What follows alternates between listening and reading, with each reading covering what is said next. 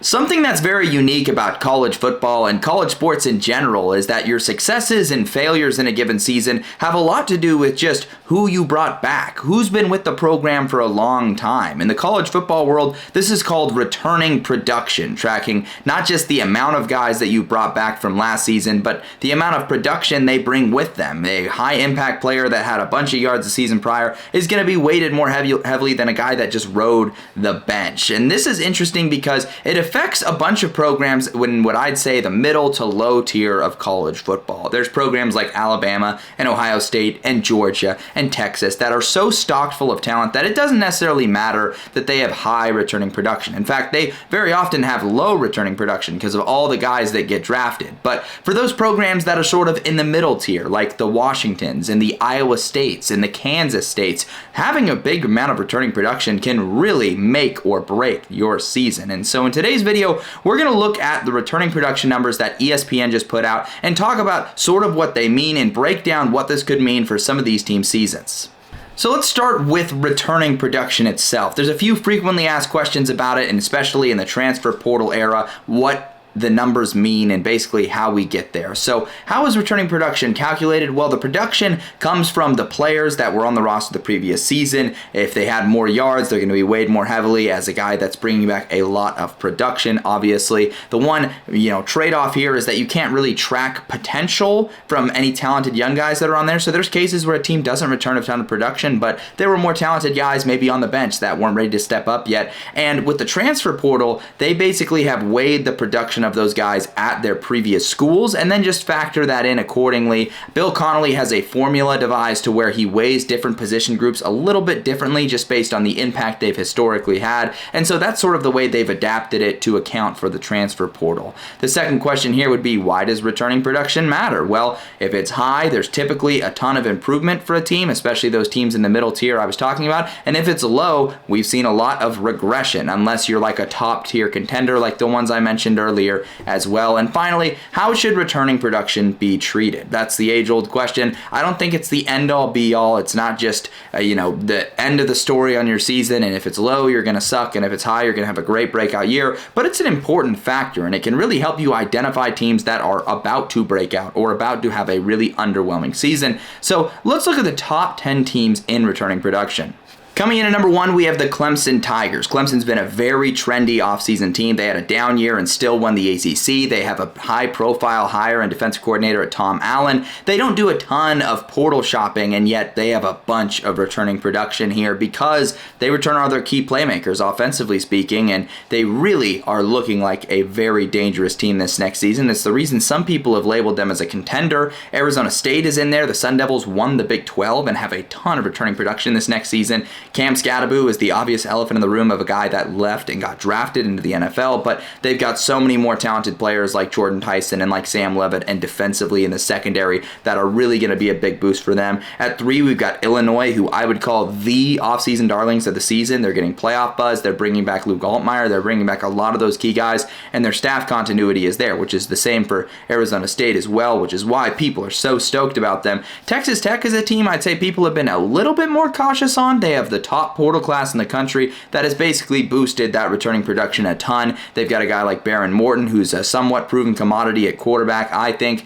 and the Red Raiders are a team that people are high on, but I'd say a little bit more conservatively just because the ceiling they've had under Joey McGuire. We've got Kennesaw State in this conversation. This is the story and the question of, do you want high returning production from a team that wasn't very successful? Are you relying on your development? Will the team improve? You've got Texas A&M in here, the Aggies, very talented, returning production. That's a dangerous combo for other teams. Rutgers and Vanderbilt, after some great seasons, bringing in a lot. Boise State, despite losing Ashton Jeanty, still has a high amount of returning production. Some people might be low on them just because they know Jeanty isn't there anymore, but you look at the numbers, they don't lie. And then at number 10, we have Oklahoma. Again, the Sooners, a team that brings in a lot of portal guys that end up boosting that returning production number. And then we'll take a little peek at who's in the bottom 10. There's NIU, which was a team that knocked off Notre Dame and shocked the world. New Mexico, they lose their head coach, Bronco Mendenhall. And a lot of the ones down here, you'll notice the trend that their head coach left. Like at Washington State, they lost Jake Dickert. At Jacksonville State, Rich Rodriguez goes to West Virginia. Nevada is not the case, but they had a lot of turnover this last offseason. Charlotte is there after firing Biff Poggi and hiring Tim Albin. Marshall loses Charles Huff, and therefore most of their roster. They didn't even have enough guys to play in the bowl game. UNLV is a program that brings in Dan Mullen, so there's a lot of churn. So it's not necessarily the end of the world for the teams on the bottom 10 here, but it definitely is a sign that there's a lot of roster turnover and maybe not as much proven commodities on the roster as the list rounds out with Miami of Ohio, who does still have Chuck Martin, but last season had all of their guys coming back, and so a lot of those guys just graduating, moving on. And then there's Purdue. Purdue, I'd say, is a case of a team that was so bad this last season, you don't really want to be bringing a lot of these guys back.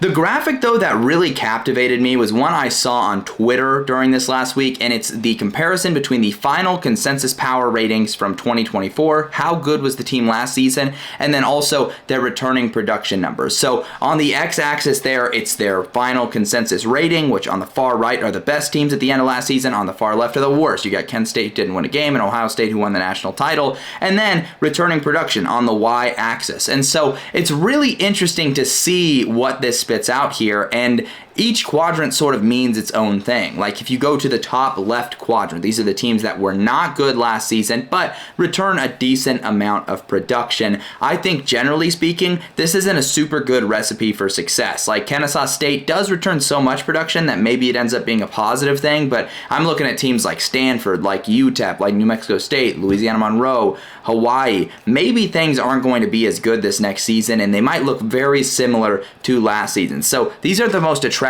teams, especially the ones that are further left and further closer to the bottom, like Middle Tennessee. Southern Miss could be a different case just because Southern Miss is a team that brought in a ton of transfers from Charles Huff's regime at Marshall, so maybe they could pop in year one. And obviously this doesn't factor in the head coach effect that could take place. Like ULM, I think, is a great head coach in Brian Vincent, but definitely teams like New Mexico State, Wyoming, and UTEP I'm a little concerned for. If we go to the top right quadrant, I think this is the money spot. It's good teams from last season that return a lot of production. I think teams higher to the top are huge breakout candidates, which is funny though, because Clemson, Arizona State, and Texas A&M are relatively proven commodities, so it wouldn't exactly be called a breakout, but you see why people are maybe excited about a Vanderbilt or Rutgers this next season. Maybe Auburn is a team that's sort of fitting into that gap, but that could break out. I think Cincinnati is a really interesting one to see in that same cluster as Rutgers and Vandy. And then when you get closer down to the x-axis, but you see some of those contenders like Penn State, Alabama, Notre Dame, Tennessee,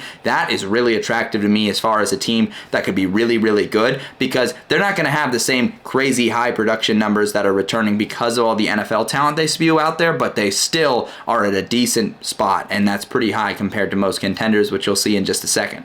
Most of the top contenders usually end up in this bottom right and far to the bottom right. I'm talking about the Ohio State, Georgia, Texas, Oregon, Ole Miss cluster. Those are elite programs that year to year are going to lose a lot of guys to the NFL draft and just maybe to graduation a little bit, but are still going to be really good most likely. And they were really good last year. They'll probably be really good again. If they're closer to the center, we could be looking at some possible regression, a team that had a target year circled. This was a year that they thought they could win, and maybe they did a little bit in some of the cases here, like Syracuse, a team like Memphis that had a great year, UNLV had a great year, Marshall did, but they fall low in returning production. So I'm definitely not enthused by any of the teams that are like at the 10 and to the left of the 10. Like Colorado, I think could be in for some regression. Cal could be in a rough spot this year. I do actually kind of like Washington, but again, that's a team that's closer to that line that is horizontal.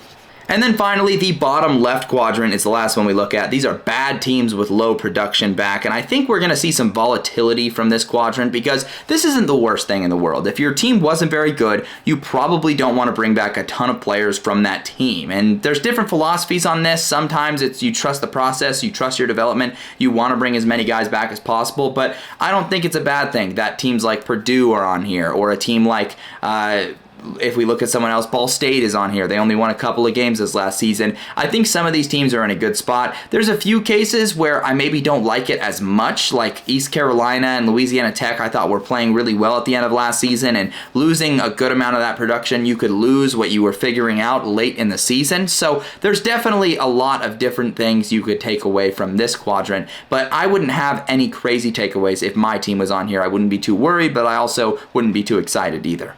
So there it is. There's all the data and knowledge I have on returning production, how you should break down the data, and if you should even care about it. I'm going to definitely revisit this video next offseason, and we can see which teams in what quadrants ended up breaking out more often or having rough seasons, because I feel like this is going to be a really good case study to how the combination of how good your team was and how the returning production went affects your team's performance. We'll see if I was right with some of my assumptions here, or maybe I was way off and I'm just completely wrong in this video. But we'll definitely see. Let me know down in the comments, based on this graph and maybe just based on the returning production in general, which teams do you think are going to be in for a big breakout season or maybe a big letdown season?